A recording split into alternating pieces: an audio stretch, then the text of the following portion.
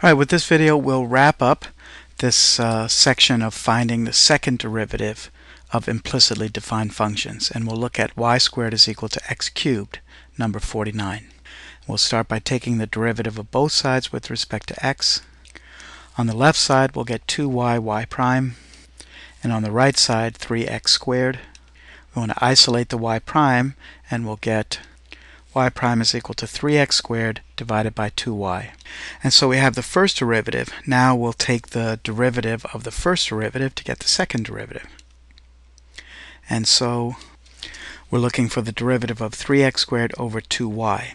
It's a quotient rule again, and it'll be low times the denominator, 2y, times the derivative of the numerator, which will be 6x, then minus the numerator times the derivative of the denominator, which will be 2y prime, and divided by the denominator squared, or 4y squared.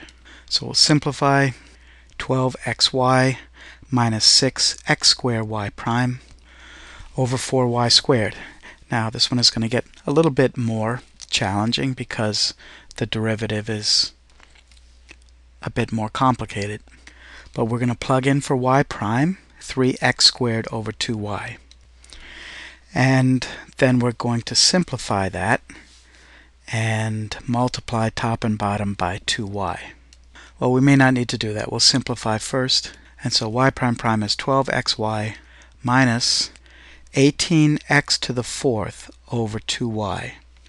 All divided by 4y squared.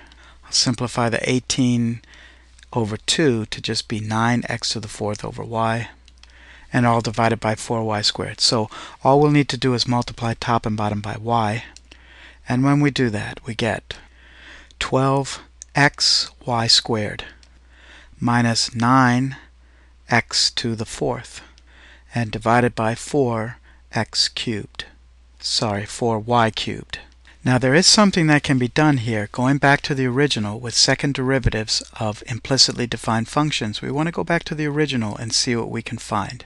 Well, we know that y squared is equal to x cubed, and we do have a y squared in the numerator. So when we replace that y squared with x cubed multiplied by the x that's there, we're going to get 12x to the fourth minus 9x to the fourth, all over 4y cubed, and 12 minus 9 is 3x to the fourth over 4y cubed. And we could probably still play some games using y squared is equal to x cubed, but it's not going to go away completely, and that's probably good enough for me. But anyway, let's just see. Let's indulge this for a moment. I guess if I was to take out a y squared in the denominator and replace that with x cubed, I would have 4x cubed y in the denominator. Now I can cancel x to the fourth with y to the third, leaving just x in the numerator. And I think I would end up with something like 3x over 4y at that point, which is definitely a lot simpler. And that's the second derivative of x squared equals y squared is equal to x cubed. And that'll do it for this video and for this section of finding the second derivative. Let's go back and step through what we did in these cases. First, we take the derivative of both sides with respect to x in the original function. We simplify and isolate y prime. Then we take the derivative of y prime again with respect to x. We simplify that, and then when we will have a y prime somewhere in there, and we replace the y prime with what we found earlier. We simplify that, and when we do, we're going to end up with, in these cases, multiplying top and bottom by least common denominator to simplify that complex fraction. And after we simplify that, we're looking for the original function again. So we use the fact that y squared is x cubed, and simplify,